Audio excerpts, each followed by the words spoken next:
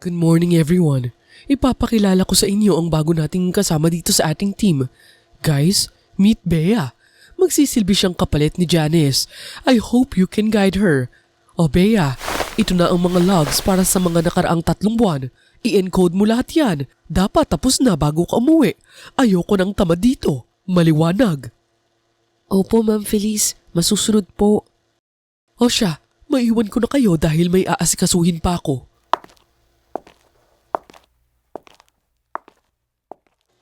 Welcome to the jungle, Bea. Loko ka talaga, Lucas. Bea, ako nga pala si Jessie at ito naman si Lucas. Iyon naman si Philip, Eric at Sally. Mamaya ipapakilala pa kita sa iba pa nating mga office mates. Salamat sa inyo, Jessie, Lucas. Huwag kang mahiya sa amin ha. Kung may kailangan ka, magsabi ka lang. Salamat. Pasensya na kayo. Medyo mahihain talaga ako. Galing pa kasi ako sa Abra. Lumuwas lang kami ng kuya ko dito sa Maynila para makipagsapalaran.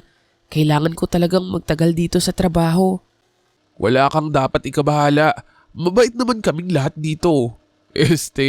Halos lahat. Ikaw talaga, Lucas. First day pa lang ng tao, tinatakot mo na. Aba, para na din sa kanya yun. Para hindi siya mabigla. Bakit? Ano yun? Wala, wag mo nang intindihin niyang si Lucas. Sa bagay, malalaman mo rin yan, Bea, balang araw.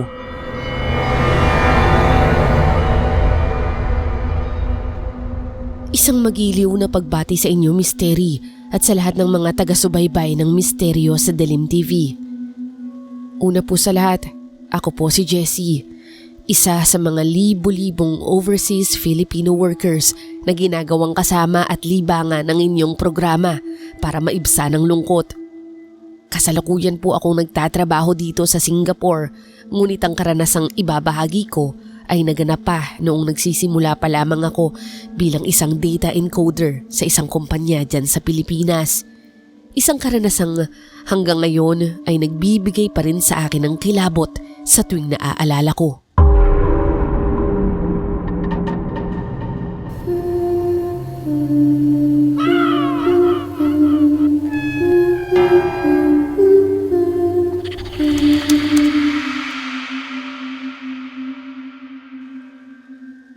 Sa aming opisina, Misteri, ang bawat araw ay parang paglalakad sa ibabaw ng mga itlog. Lahat kami kailangang mag-ingat dahil kay Ma'am Feliz. Isa po siyang supervisor na walang pakialam sa kapakanan ng mga empleyado niya. Wala siyang konsepto ng malasakit. Kapag nakipagtalo ka sa kanya at pinaglaban ang sarili mo, asahan mong bukas o makalawa ay wala ka na sa pwesto. Sumbongera din po siya sa may-ari ng kumpanya, kaya kaming lahat ay tiklop sa kanya. Ngunit ang pinakakinatatakutan namin ay ang hilig niyang magpa-overtime. Kahit tapos na ang shift, gagawa at gagawa siya ng paraan para manatili kami sa opisina hanggang gabi. Bea, ano ba to?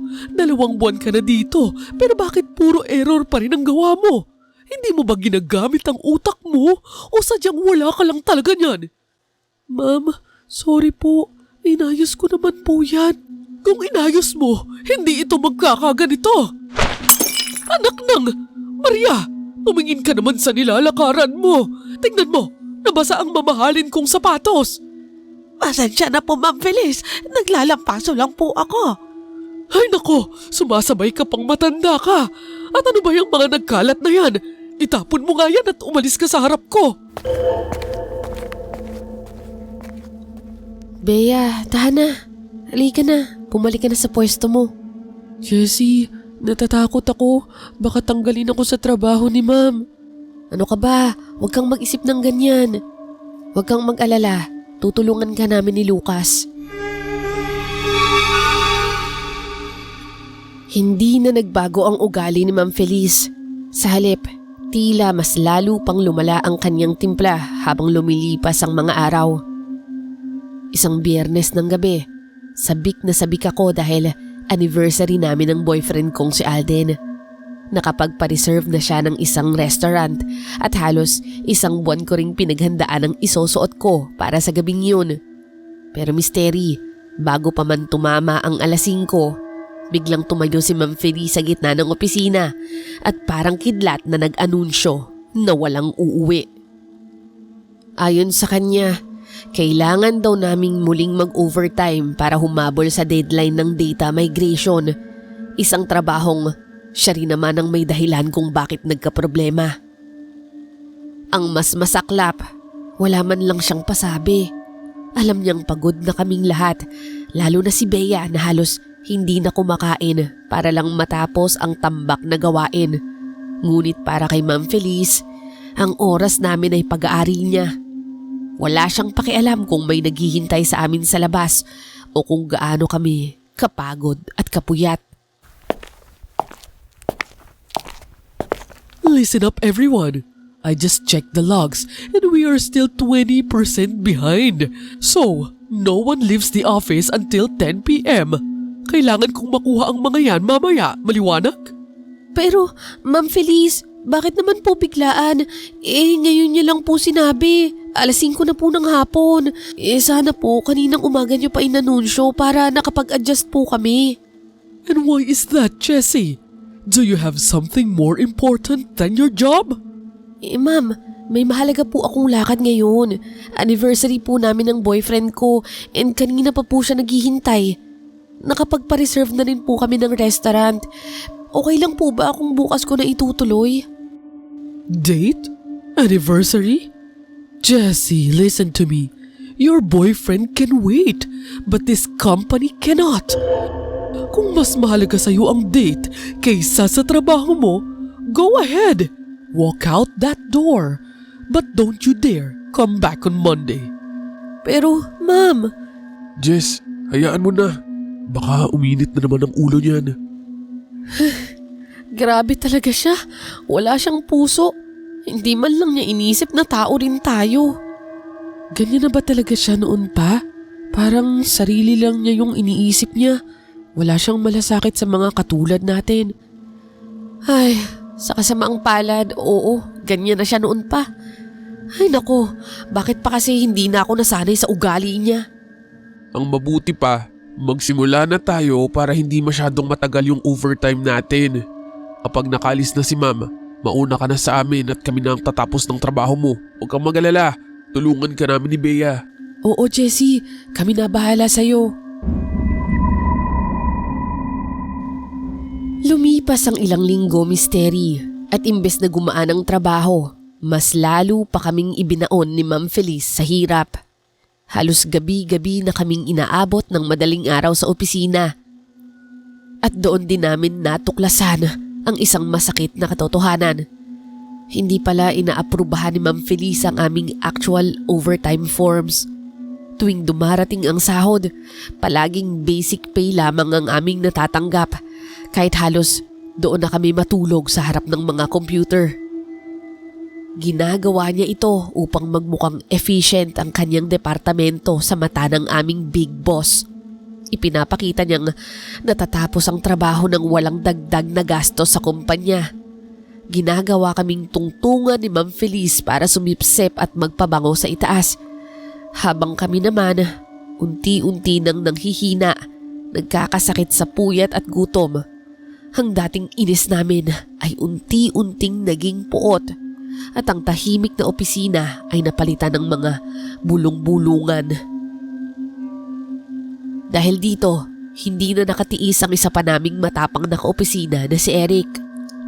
Isang gabi, nang muli na naman kaming ipatawag ni Ma'am Feliz at iniutos na naman ng isang obligatory overtime, dito na sumabog ang matagal na kinikimkim ni Eric. Ma'am Feliz, wala na po bang katapusan ng pag-overtime namin? Aba, at nagre-reklamo ka ba, Eric?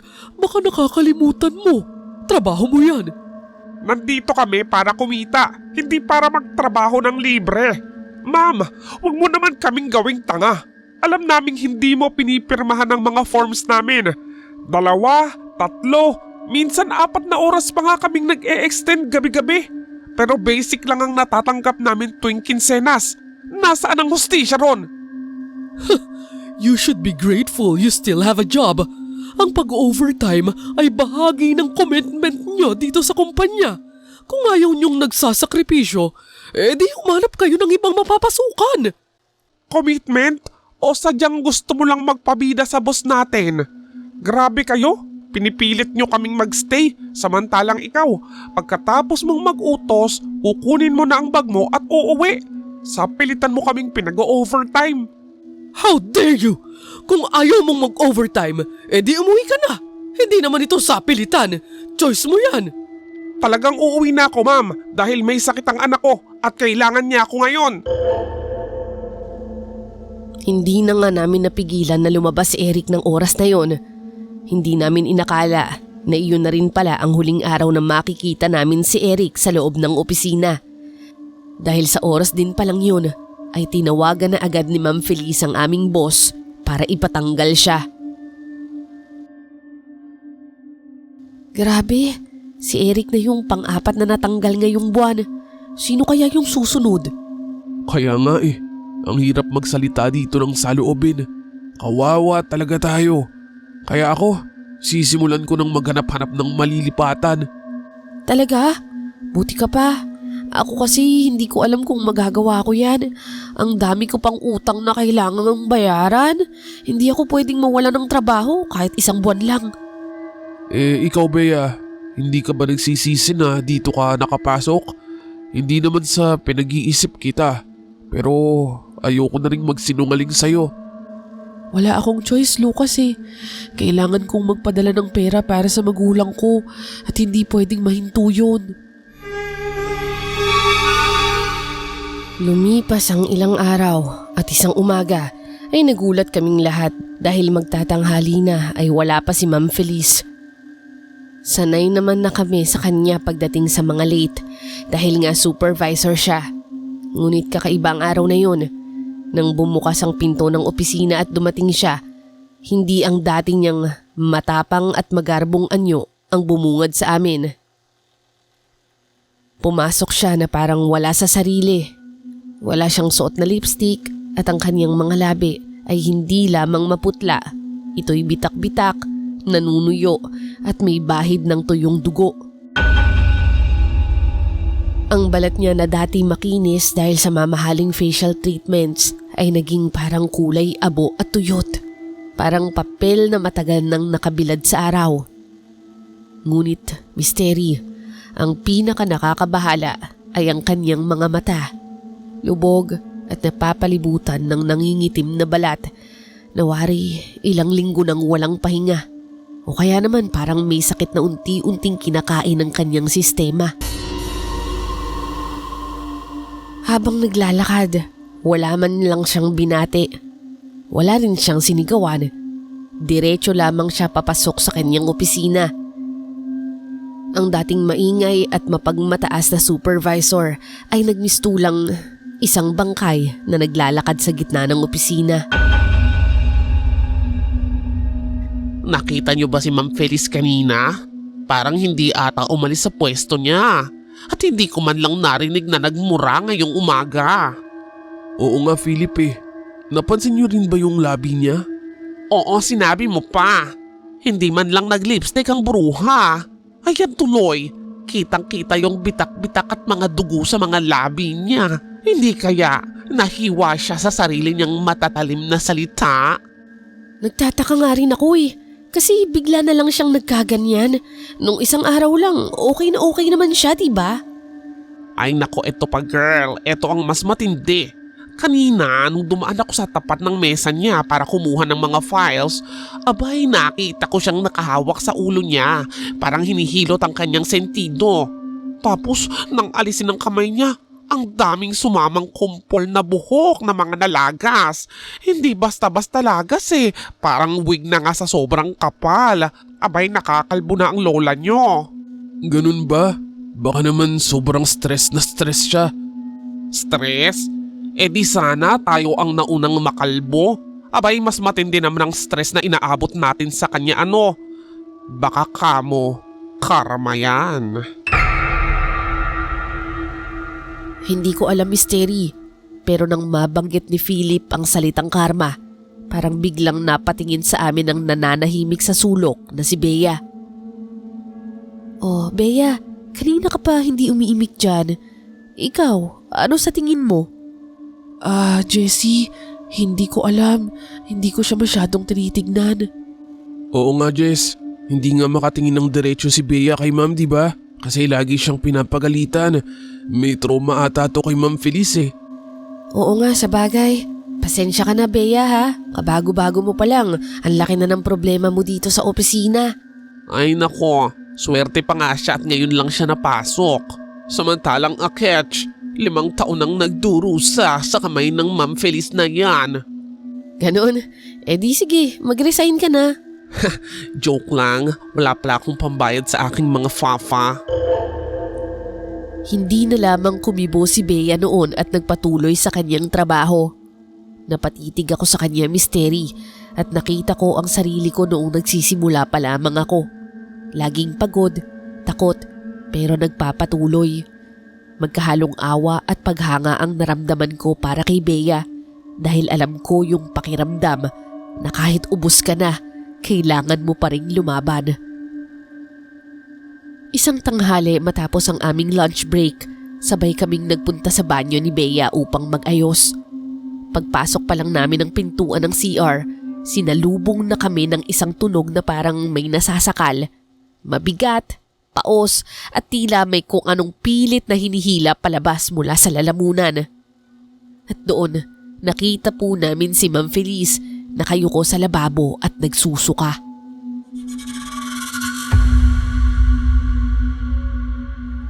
Pero Misteri, ang isinusuka niya ay hindi normal na kulay ng pagkain. Isa itong malapot na likido na may halong itim at madilim na berde. Ang baho nito ay kakaiba. Hindi lang amoy suka, kundi amoy na panis na laman, parang imbornal na matagal nang nakulob. Kahit nandidiri, pilit kong pinapakalma ang sarili ko. Sa isip-isip ko, baka dahil lang ito sa kinain niyang dinuguan o kaya naman sobrang daming kape at matcha na nahalo sa kanyang asidong sikmura. Sinubukan kong lumapit upang tanungin kung okay lang siya. Pero bago pa ako makapagsalita, bigla siyang humarap sa amin, nanlilisik ang mga mata at nanginginig ang mga labi. Pagkatapos, padabog siyang lumabas ng banyo. Maria! Maria! Halika nga dito sa CR ngayon din! Ano ho yan, Ma'am Feliz? Linisin mo nga yung lababo. Siguraduhin mong walang matitirang bahay dyan ha, bago ka lumabas. Masusunod po, Ma'am Feliz. Padabog namang lumabas si Ma'am Feliz at iniwan kaming tatlo. Grabe, ano ba yung sinuka ni Ma'am Feliz? Nakita niyo ba? Kulay itim na iwan. Nakita ko nga ha. Teka, ano yun? Bakit may gumagalaw? Manang, tingnan niyo nga. Parang maliit na uod yan na kulay itim Huwag kayong matakot. Baka may nakain lang siyang panis o sira kaya nagkauod ang sikmura niya. Mabuti nga at naisuka niya yan kaysa naman mabuhay pa yan sa loob ng tiyan niya, hindi ba? Bea, nakita mo ba yun?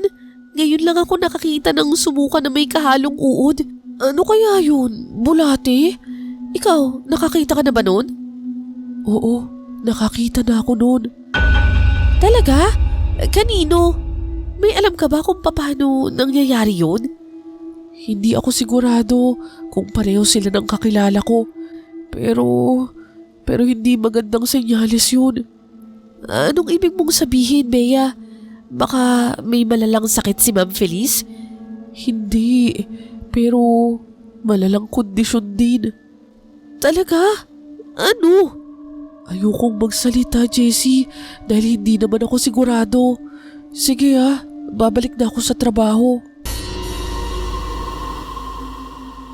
Hindi na ako kumibo pa noon, pero Misteri, hindi ko maintindihan kung bakit hindi niya masabi kung ano yung alam niyang posibleng kondisyon ni Ma'am Feliz. Para bang masyado siyang natroma sa aming bisor at kahit kaming dalawa na lang ang magkausap, ramdam ko pa rin ang labis niyang pag-iingat Ang bawat salita niya parang may kinakatakutan. Habang lumilipas ang mga araw, ang aming takot ay napalitan ng matinding pagkadiri.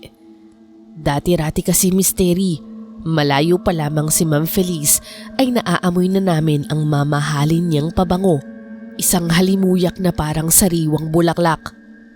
Ngunit ngayon misteri, sa bawat pagdaan niya ay nagiiwan siya ng masangsang at nabubulok na amoy. Para siyang basang-basahan na matagal nang nabulok sa isang madilim na sulok o kaya naman bangkay na ilang araw nang nakaburol. Tuwing kakausapin niya kami, napipilitan kaming pigilan ang aming paghinga. Ang bawat salitang lumalabas sa kanyang bibig ay may kasamang singaw na nakakasulasok. Pero sa kabila nito, wala sa amin ang naglalakas loob na magreklamo. Alam naming kahit halata na siyang may sakit, nandun pa rin ang kanyang bagsik at baka kami lang ang pag-initan at matanggal sa trabaho bago pa man matapos ang aming kontrata. Kaya tinitiis namin ang amoy kahit ang buong opisina ay unti-unti nang nag-aamoy isang malaking morgue dahil sa kanya. Look at yourself in the mirror, Feliz. What happened to you? And that smell, my God, it's spreading throughout the entire floor. Sir, I am fine. Nagtatrabaho lang ako ng maigi para sa kumpanyang ito. Kaya ganito ang itsura ko. Ang sa akin lang, huwag kang harap sa akin na ganyan ang itsura at amoy mo. You are also scaring the clients and your staff. Go home, Feliz. Ayusin mo muna ang sarili mo bago ka bumalik sa building na to. Sir, kailangan ako rito. Walang gagalaw sa mga tao ko kapag wala ako. Hindi, kaya nila kahit 1 o 2 araw lang. Para rin sa'yo yan, magpahinga ka muna. Padabog na lumabas si Ma'am Feliz mula sa opisina ng boss. Nahuli pa niya kaming nakatingin sa kanya. Kaya naman nagkunwari kaming abala sa aming mga ginagawa. At hindi na nga namin namalayan na wala na pala siya. Matapos ang mainitang sagutan sa loob ng opisina, mabilis na kumalat ang balita mula sa mga nakasaksi. May nangyaring hindi maganda habang nagmi-meeting sila. Kaya pala, tuluyan ang hindi nakatiis ang aming boss. Nabungi raw ang isa sa mga ngipin ni Ma'am Feliz sa harap ng lahat ng naroroon.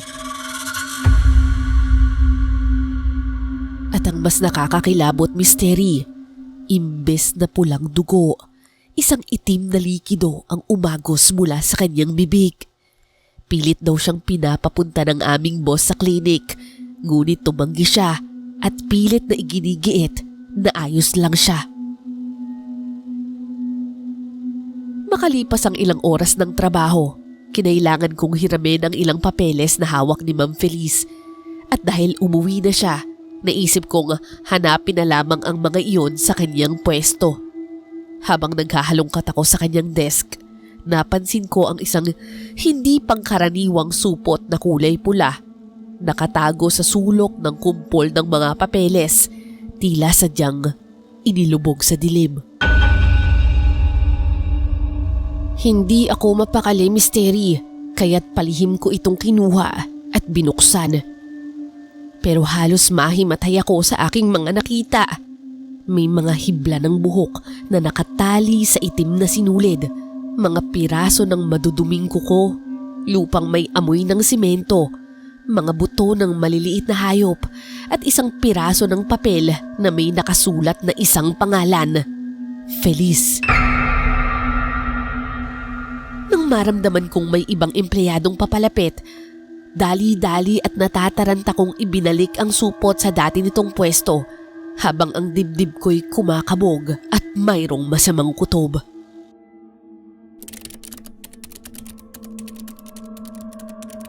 Lucas, alam mo ba, parang may nakita ako sa ilalim ng desk ni Ma'am Feliz. May supot doon, kulay pula.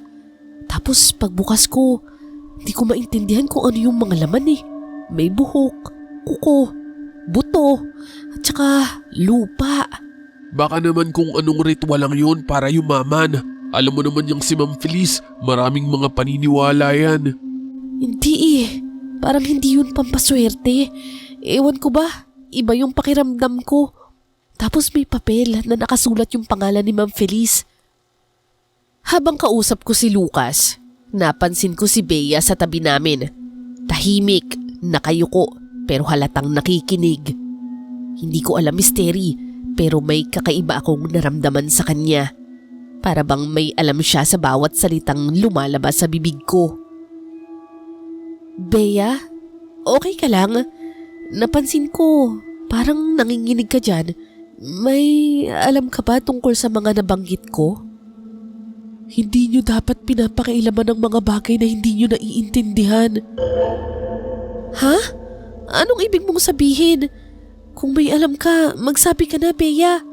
Oo nga Bea, may alam ka ba dito? Baka pwede mo namang sabihin sa amin para hindi na nag-aalala tong si Jessie. Sa mga oras na yun, Misteri, bumibilis ang tibok ng dibdib ko. Titig na titig siya sa screen pero wala namang nakasulat. Hanggang sa maya-maya, dahan-dahan siyang lumingon sa amin. Nangingilid ang luha, maputla ang muka. Jessie, Lucas, hindi normal ang nangyayari kay Ma'am Feliz. Hindi yan sakit na nagagamot ng doktor. Nakita ko na yan noon sa probinsya namin. Ang taong kinukulam, unti-unting nabubulok ang loob habang buhay pa. Nagsisimula sa panunuyo ng labi hanggang sa paglalagas ng buhok at pagsusuka ng lahat ng dumi. Kulam? Sino namang gagawa sa kanya yun? Grabe ka naman, baka naman coincidence lang yan. Sana nga, pero hindi ko alam. Kung ako sa inyo, huwag na kayong magtanong. Ayokong madamay. Matapos noon, Misteri ay bigla na lamang tumayo sa kanyang upuan si Bea at mabilis na tumakbo palayo. Jessie, anong nangyayari doon? Bakit biglang nag-walk out? Hindi ko alam, Lucas, pero masama ang kutob ko. Pumasok muli si Ma'am Feliz matapos ang 2 araw. Akala namin ay babalik na naman kami sa dati, yung walang katapusang overtime. Ngunit isang himala ang nangyari sa araw na yon. Pumayag si Ma'am Feliz na mag-uwian kami sa tamang oras. Wala siyang binigay na kahit anong utos, walang hininging report, at hindi rin siya lumabas ng kanyang kwarto upang mag-anunsyo ng overtime. Para kaming nabunutan ng tinik sa dibdib. Sa sobrang tuwa naming magkakasama, nagyaya si Lucas na kumain muna kami sa labas bago umuwi. Doon sa isang maliit na bar malapit sa building, halos magpiesta kami. Ngayon lang ulit namin naramdaman ang ganitong kalayaan kahit hindi namin alam kung hanggang kailan ito tatagal. In-enjoy na lang namin ang gabing yun, Misteri, na para bang pansamantalang nakalimot sa bigat ng araw-araw. Oy Bea, uminom ka naman. Para ka namang hindi masaya na nakalaya tayo ng maaga sa dragon na yun. Huwag kang kabahan, wala dito si Ma'am Feliz para pagalitan ka. Oo nga, Bea, minsan lang tayo makalabas ng ganito. Masaya naman ako, pero hindi lang talaga ako sanay makapunta sa ganitong lugar. Sa bagay, bagets ka nga pala. Taga saan ka nga ba ulit? Sa Abra ako galing, Philip. Mayroon din namang mga ganitong inuman o mga bar doon, pero hindi lang talaga ako sanay makapasok. Huwag kang mag-alala, Bea. Hindi naman tayo maglalasing. Mag-e-enjoy lang tayo. Correct. Baka bukas, balik overtime na naman tayo. Wala pa naman akong tiwala dyan kay Ma'am Feliz. Nakakapagduday ang mga kinikilos niya. Oo nga, actually, nagdududa rin ako. May something talagang nangyayari sa kanya. Pero ito atin-atin lang. Naniniwala ba kayo sa kulam? Kulam? Hindi ko alam. Madalas ko lang niyang marinig sa mga lola ko o sa mga chismosang kapitbahay. Oo nga eh. Kahit ako, wala naman akong personal na kilala na nakaranas ng kulam. Ewan ko, sa panahon ngayon, uso pa ba yan? Oo, totoo ang kulam. Napatingin naman kami sa parang siguradong pagsagot ni Bea. Para bang bigla siyang nagkaroon ng lakas ng loob upang magsalita. Yung nakita mo sa supot, Jessie, yun ang tinatawag na pamatay. Hindi yun basta ritual lang. Itim na mahika yun na ang layunin ay ubusin ang buhay ng tao mula sa loob. Pero paano ka nakakasiguro, Bea? Ibig sabihin, may tao talaga na gumagawa nito sa kanya? May galit sa kanya? Hindi nyo alam kung gaano kadelikado pag-usapan to.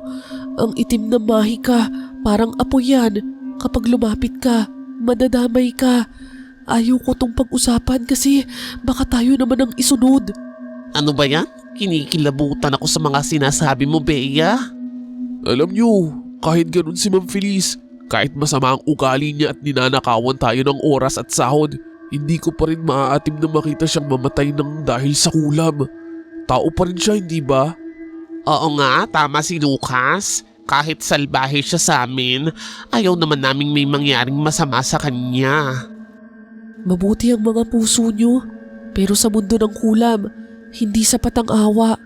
Kapag ang sumpa nagsimula na, mahirap na tong bawiin, katulad ng nangyari sa tiyo ko.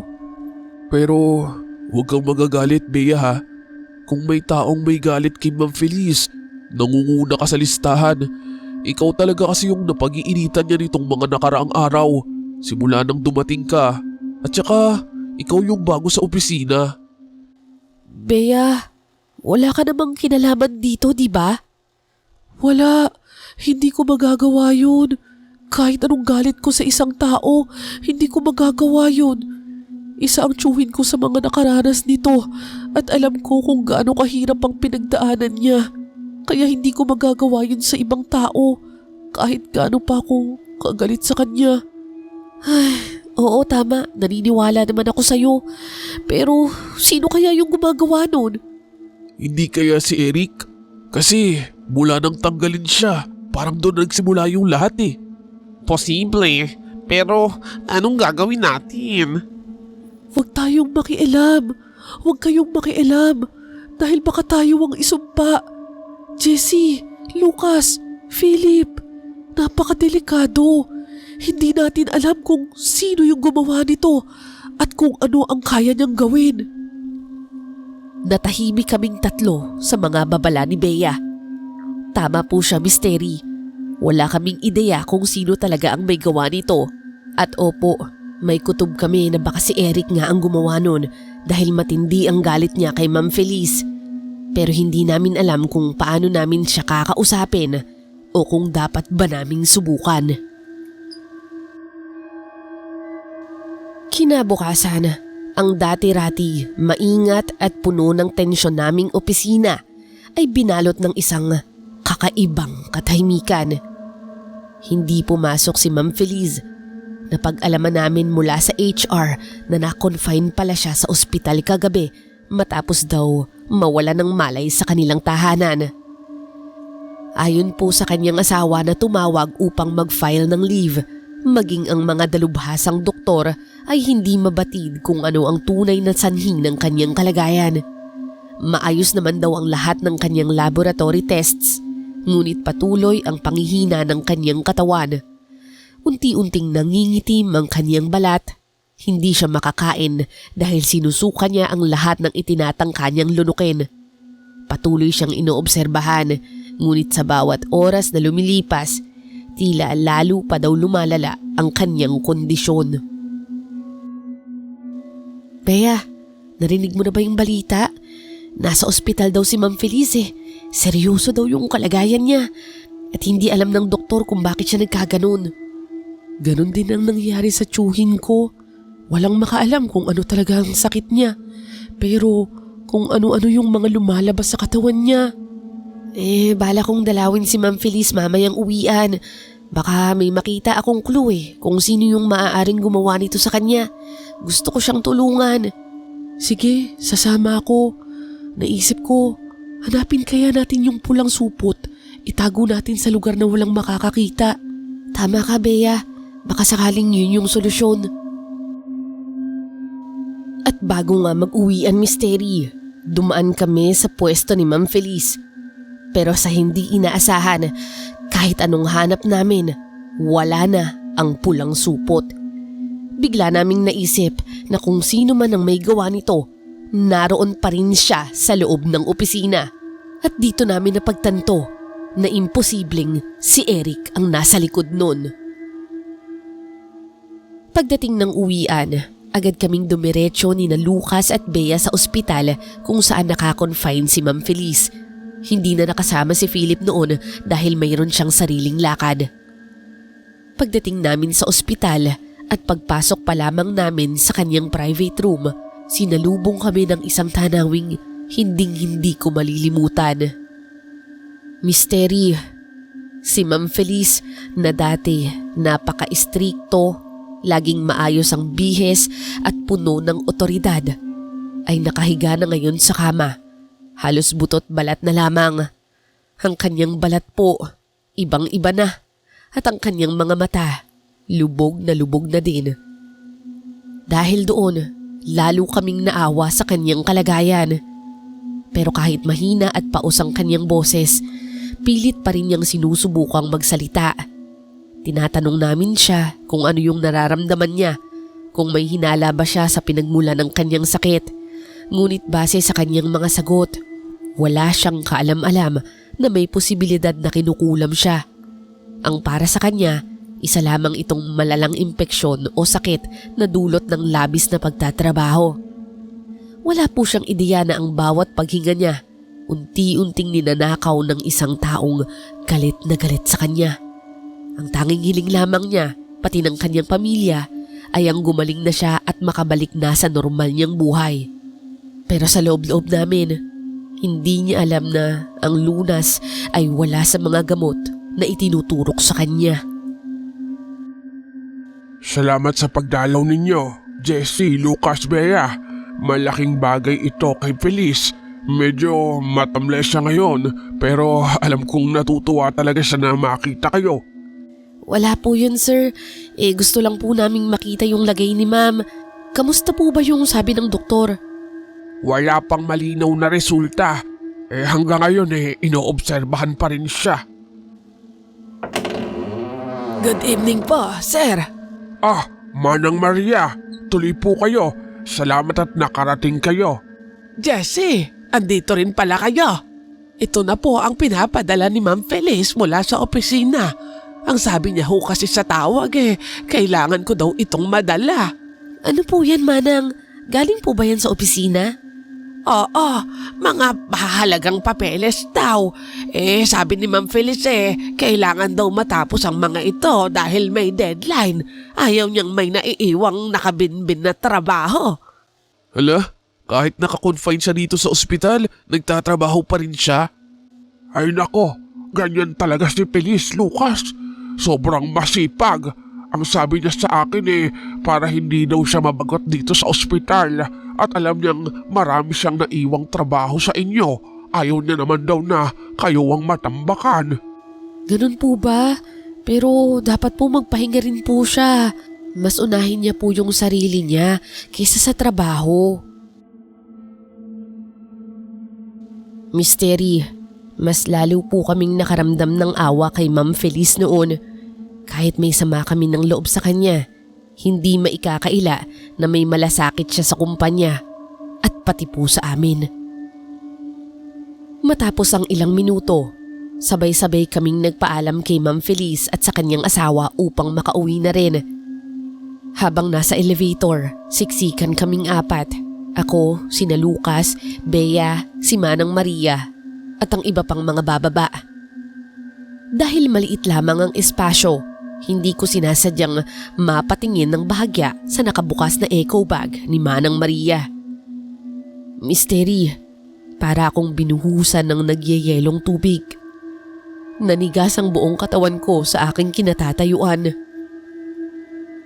Hindi ako maaaring magkamali. Sa loob ng bag, nakita ko ang parehong supot na kulay pula na nakita ko noon sa ilalim ng desk ni Ma'am Feliz. At dito ko napagtanto ang lahat. Biglang bumalik sa alaala ko ang tagpong yun kung saan nagkabanggaan si Manang Maria at Ma'am Feliz at natapunan ng kape si Ma'am Feliz. Natandaan ko na hindi lang pala kape ang natapon noon. Napigtas din pala ang isang lumang bracelet na suot ng matanda. Isang bracelet na marahil napakahalaga sa kanya. At tinawag ni Ma'am Feliz na basura at walang kwenta bago niya pa ito sipain palayo. Doon ko naisip na baka marahil dito nagsimula ang lahat. Ang bawat pagmamaliit, ang bawat sigaw at ang huling insultong yun ang naging mitya upang gamitin ni Manang ang kanyang itim na karunungan laban sa aming supervisor. Hindi ako napakali noon. Nagyaya akong kumain kami sa labas dahil alam kong hindi sasama si Manang Maria. At ganoon nga ang nangyari, Misteri. Nauna nang umuwi si Manang dahil naghihintay pa raw ang kanyang apo sa bahay. Sa wakas, doon ako nakakuha ng pagkakataong sabihin sa kanila ang lahat ng nadiskubre ko. Lucas, Bea, Manang Maria, halika, kain muna tayo sa labas. Treat ko na para naman maalis yung stress natin. Salamat na lang, Jessie, pero kailangan ko ng mauna. Naghihintay ang apo ko sa bahay. Wala siyang kasama at madilim na. Mauna na ako sa inyo. Ganun po ba? Sige po, Manang, mag-ingat po kayo. Pagdating namin sa kainan ay doon ko na isiniwalat ang lahat. Guys, kaya ko talaga kayo isinama dito para sabihin sa inyo yung mga nalaman ko. Nakita ko sa bag ni Manang Maria yung supot. Yung supot na hinahanap natin. Ganun ba? Pero nakakasiguro ba tayo na si Manang yung gumawa nun? O baka naman napulot niya lang din yung supot na yun? Kasi di ba siya yung naglilinis ng mga gamit ni Ma'am? Posible naman yung sinasabi mo, Lucas. Pero hindi ko alam eh. May masama akong kutob. Parang pakiramdam ko, siya talaga yung gumawa nito kay Ma'am Feliz. Talaga? Paano mo nasabi, Jessie? Ano kaya yung dahilan niya? Naalala niyo ba nung nabangga niya si Ma'am at natapon yung kape? Diba, napigtas din yung bracelet ni Manang noon. Tapos sinipa pa nga ni Ma'am at pinatapon. Sa palagay ko, doon nagsimula yung lahat.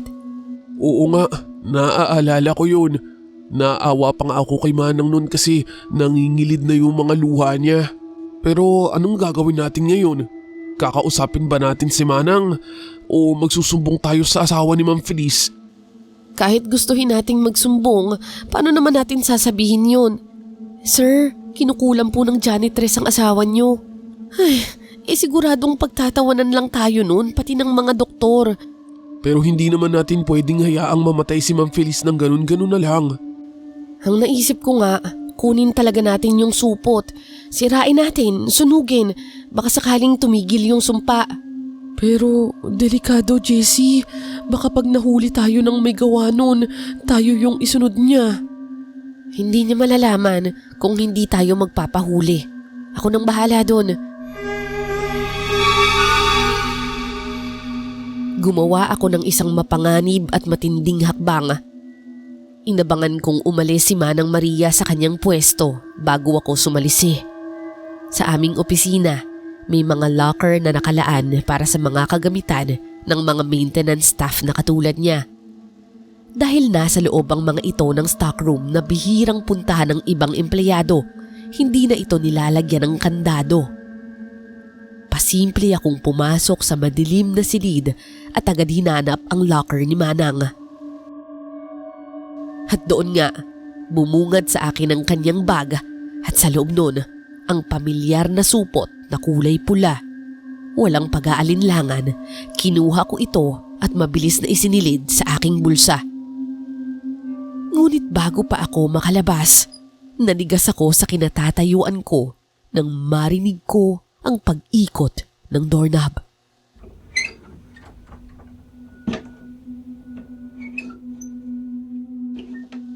Ang bilis naman niyang bumalik. Sa isip-isip ko, hindi ko alam ang gagawin ko ng mga oras na yon o kung saan ako magtatago. Ngunit bago pa tuluyang mabuksan ang pinto at mabisto ako, narinig ko ang pamilyar na boses ni Lucas mula sa labas. Manang Maria, pinapatawag po kayo ni Sir Alfie. May ipapatulong daw po sa conference room. Ganon ba? Sige, pupunta na ako doon. Nakahinga ako ng maluwag, Misteri. Alam kong sinadya ni Lucas yon upang ilihis si Manang at mapagtakpan ako. Mabuti na lamang at nandun siya upang umalalay sa aming plano. Maya-maya, pumasok na si Lucas sa loob ng stockroom. Ano, Jessie? Nakuha mo na ba? Oo, andito na sa bulsa ko. Anong gagawin natin dyan ngayon? Ewan ko, mamaya na natin problemahin kapag nakalabas na tayo. Tara na at baka bumalik na si Manang. Nagmadali na kaming dalawa ni Lucas upang makalabas ng stockroom. Ngunit laking gulat namin, Misteri, na pagbukas pa lang ng pinto ay naroon na sa tapat namin si Manang Maria. Hindi pala siya tumuloy sa conference room. Kaya wala kaming nagawa kundi ang umatras pabalik sa loob habang ang kanyang mga mata ay matalim na nakatitig sa amin. Anong ginagawa niyo rito? Hindi ba dapat nagtatrabaho kayo sa inyong mga pwesto? Bakit kayo nakikialam sa gamit ng iba?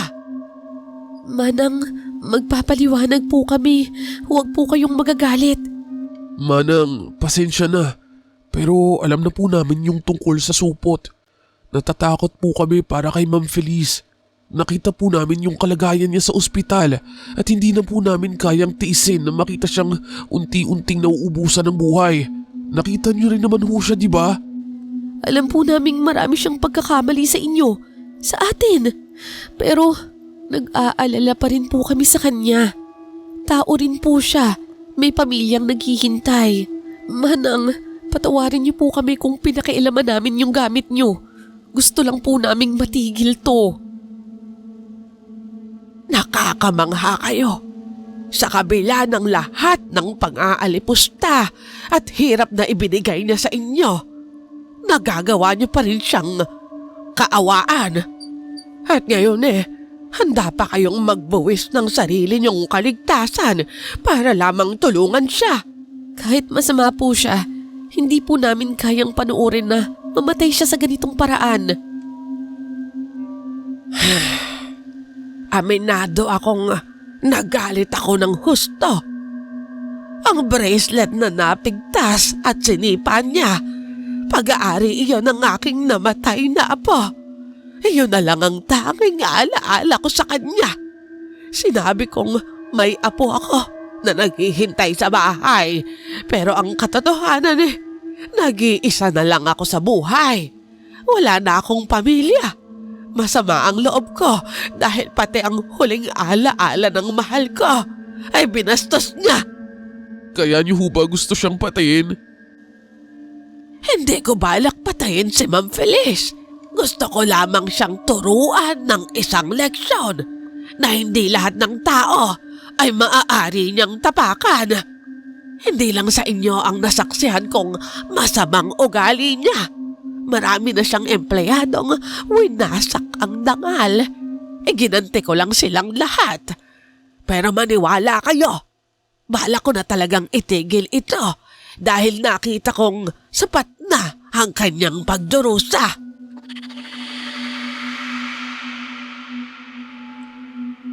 Misteri, naintindihan namin kung bakit nasaktan ng ganoon kalalim si Manang Maria. Ngunit alam din naming mali pa rin ang pagkuha niya ng hustisya sa sarili niyang kamay.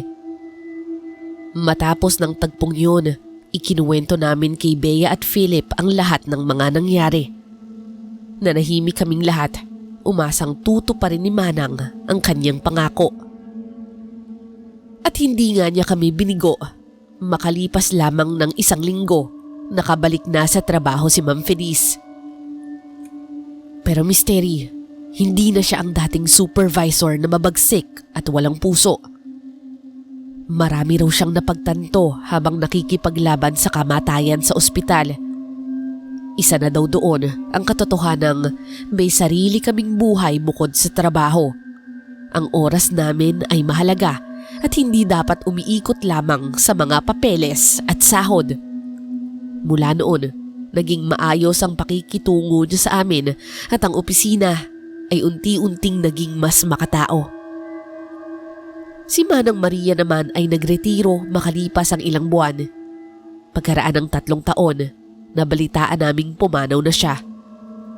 Nagpunta pa kaming 4 kasama si Ma'am Feliz sa kanyang libing. Kahit wala na siyang pamilya, nakita naming marami ang nagmamahal sa kanya.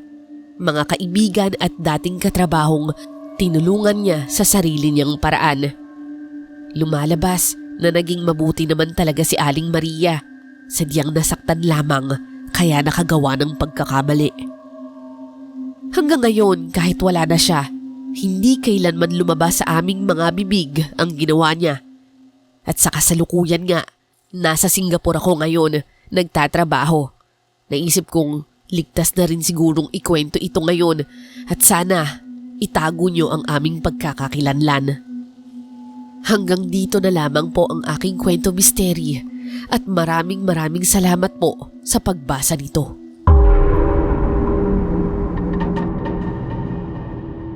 Hello mga kamisteryo! Isa na namang kwento ang ating napakinggan at isa na namang mahalagang aral ang naiwan sa atin.